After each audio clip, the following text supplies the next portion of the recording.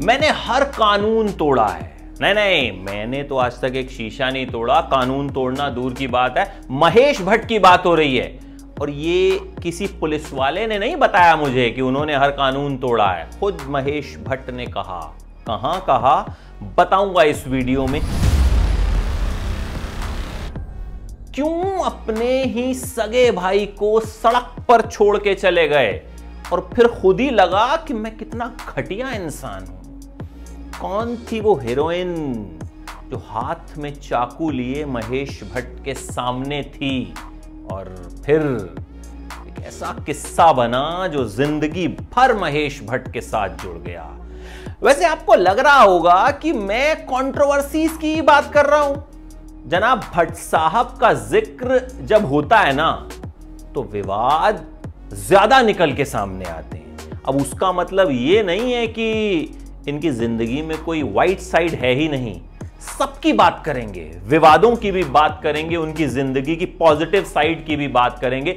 महेश भट्ट की जिंदगी के फसाने से इस वीडियो में आपको रूबरू करवाऊंगा। पूरा वीडियो जरूर देखिएगा, अपना कमेंट करने से पहले, अपनी प्रतिक्रिया देने से पहले।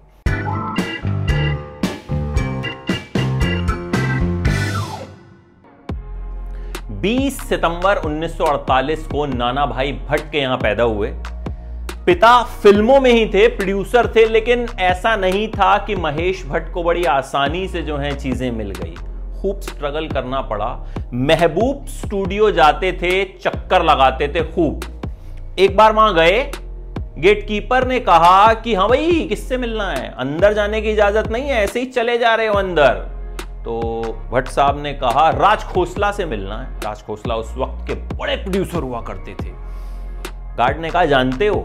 भट्ट साहब को लगा कि अगर बोल दिया नहीं जानता फिर तो ये अंदर जाने नहीं देगा। बोला हाँ बहुत अच्छे से जानते हैं खोसला साहब, अरे तुम हटो साइड पे। इतने कॉन्फिडेंटली बोला कि गार्ड ने भी सोचा कि भैया ये खोसला साहब को अच्छे से जानता है, अंदर जाने दिया।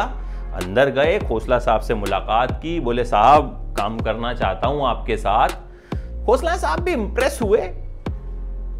असिस्टेंट डायरेक्टर अपना जो है खोसला साहब ने उनको बना दिया। यहां से शुरुआत हुई। अब बनना तो डायरेक्टर था। एक प्रोड्यूसर थे जॉनी बख्शी, वो एक फिल्म के लिए डायरेक्टर ढूंढ रहे थे। तो एक बार उन्होंने महेश भट्ट से कहा कि बाहर एक प्रोड्यूसर है जो अपनी फिल्म के लिए को अच्छा डायरेक्टर ढूंढ रहा है। तो महेश भट्ट ने कहा उसको बोल दो कि अगर उसकी फिल्म मैं डायरेक्ट नहीं कर सकता ना तो कोई डायरेक्ट नहीं कर सकता। कॉन्फिडेंस गजब का था। जॉनी बख्शी भी बहुत इंप्रेस हुए और फिर जॉनी बख्शी को एक फिल्म बनानी थी, मंजिलें और भी हैं। उन्होंने राज खोसला से कहा कि कोई डायरेक्टर दे दीजिए। राज खोसला ने कहा कि भाई मेरे पास 3 असिस्टेंट डायरेक्टर हैं, तुम बताओ। जॉनी बख्शी ने कहा मैं महेश भट्ट से डायरेक्ट करवाना चाहता हूं। उन्होंने कहा महेश भट्ट की तो उम्र है 21 साल और मेरे पास जो बाकी के असिस्टेंट डायरेक्टर हैं उनका तो एक्सपीरियंस ही महेश भट्ट की उम्र से ज्यादा है, तो फिर तुम महेश भट्ट से ही डायरेक्ट क्यों करवाना चाहते हो? तो उन्होंने कहा वो कल थे, महेश भट्ट आज हैं और आने वाला कल हैं। और इस तरह भट्ट साहब को जो है उनकी पहली फिल्म मिली, उन्होंने डायरेक्ट की और इसके बाद सिलसिला आगे चल निकला। अच्छा, बचपन का एक किस्सा है महेश भट्ट का। एक तो अपने छोटे भाई मुकेश भट्ट की गुल्लक से पैसे निकाला करते थे। मुकेश भट्ट गुल्लक में पैसे डालते और उन्हें लगता कि पैसे तो खूब डाल रहा हूं, ये हल्की क्यों है। फिर एक रोज देखा कि बड़े भाई साहब जो हैं वो एक पिन लेकर उसमें से माल साफ कर रहे थे। एक वाकया दोनों भाइयों के बीच हुआ। दोनों को बस से कहीं जाना था और बस स्टॉप पर बस का इंतजार कर रहे थे। बस आई, रुकी। कंडक्टर ने कहा कि दोनों में से कोई एक ही चढ़ सकता है। छोटे भाई मुकेश को लगा कि बड़े भैया महेश नहीं जाएंगे तो मैं कैसे जा सकता हूं, भाई को छोड़ के थोड़ी चला जाऊंगा। लेकिन महेश भट्ट ऐसे बिल्कुल नहीं थे। महेश भट्ट ने भाई का हाथ छोड़ दिया और चले गए। और बाद में माना एक इंटरव्यू में कि मुझे ये बात जो है कई साल तक ये लगती रही कि मैं कैसा बड़ा भाई हूं कि अपने छोटे ही भाई को छोड़ दिया। खैर देखिए, विवाद और महेश भट्ट, कंट्रोवर्सी और महेश भट्ट। कहते हैं कि लोग विवादों के पीछे भागते हैं, महेश भट्ट के बारे में कहा जा सकता है कि विवाद उनके पीछे भागते हैं। एक से एक कंट्रोवर्सी, एक से एक विवाद। लॉरेन राइट के साथ उन्होंने शादी की, विदेशी हसीना थी, 2 बच्चे हुए, पूजा भट्ट और राहुल भट्ट, जिन्हें आप बिग बॉस में भी देख चुके हैं। शादी के बाद लॉरेन भट्ट किरण भट्ट हो गई। शादीशुदा महेश भट्ट को फिर से इश्क हो गया सोनी राजदान से। सोनी भी एक्ट्रेस थी, कि उतनी सक्सेसफुल एक्ट्रेस नहीं थी। सोनी राजदान से उनकी 2 बेटियां हुई, और आपको पता है पहली बेटी जब पैदा हुई तो उसने पैदा होते ही अपने पिता से मुंह मोड़ लिया। वजह यह थी कि उस वक्त महेश भट्ट खूब शराब पिया करते थे। कहा यह जाता था कि महेश भट्ट शराब नहीं पी रहे, शराब महेश भट्ट को पी रही है। और जब बेटी को हाथ में लिया तो उनका कहना है कि उनके मुंह से शायद शराब की बदबू आ रही थी और बेटी ने इसलिए मुंह फेर लिया। और उस दिन महेश भट्ट ने तय किया कि वो जिंदगी में कभी भी शराब को हाथ नहीं लगाएंगे, और उन्होंने शराब। अच्छा, महेश भट्ट का उनकी बेटी पूजा भट्ट के साथ भी एक विवाद बहुत चर्चा में रहा। दोनों ने लिप किस करते हुए एक तस्वीर खिंचवाई एक मैगजीन के लिए, और जब वो तस्वीर सामने आई तो हंगामा मच गया कि एक बाप बेटी इस तरह की तस्वीर कैसे खिंचवा सकते हैं। लोगों ने खूब बवाल किया।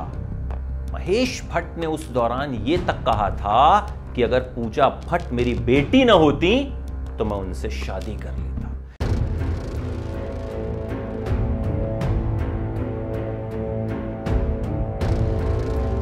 एक बार फिर से महेश भट्ट को इश्क हुआ परवीन बाबी से। दोनों की अचानक एक शाम मुलाकात हुई और दोनों करीब आ गए। परवीन बाबी भी जिंदगी में जो है वो काफी अकेली थी, और महेश भट्ट का साथ जो है वो उन्हें सुकून देने लगा। लेकिन धीरे धीरे हालात कुछ ऐसे बने कि परवीन बाबी की दिमागी हालत जो है वो कहते हैं खराब होती चली गई। और एक रोज जब भट्ट साहब परवीन बाबी के घर गए तो वो जमीन पर लेटी हुई थी। जिस फिल्म की शूटिंग करके आई थी वही कॉस्ट्यूम उन्होंने पहना हुआ था। परवीन बाबी के हाथ में चाकू था, इस चाकू से फ्रूट काटते, और वो कह रही थी कि मुझे बचा लीजिए, वो मुझे मार देंगे। परवीन बाबी ने एक सुपरस्टार का नाम लिया, उस वक्त खूब चर्चा रही इस बात की। इसके बाद भट्ट साहब को समझ में आ गया कि परवीन बाबी के साथ कोई ना कोई दिमागी परेशानी है। स्किज़ोफ्रेनिया नाम की बीमारी जो है वो परवीन बाबी को हो गई थी। और कभी कभी ऐसा भी होता था कि परवीन बाबी और भट्ट साहब जब कार में जा रहे होते तो परवीन बाबी को लगता था कि इस कार में बम है।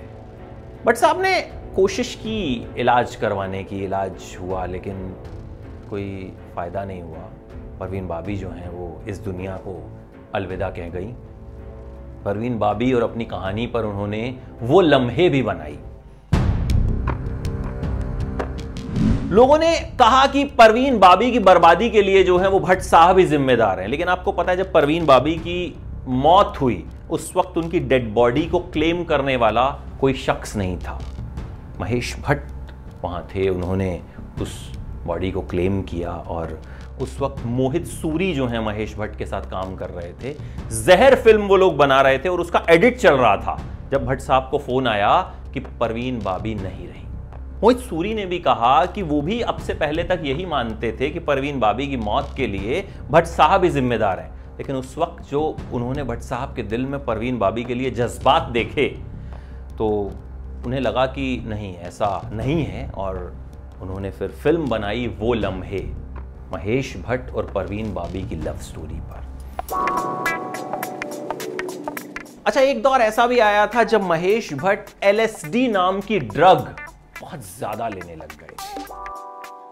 फिर ओशो की शरण में भी गए, लेकिन वहां से भी कुछ वक्त बाद जो है लौट आए। उनको लगा कि नहीं, यहां मुझे वो सुकून नहीं मिल रहा।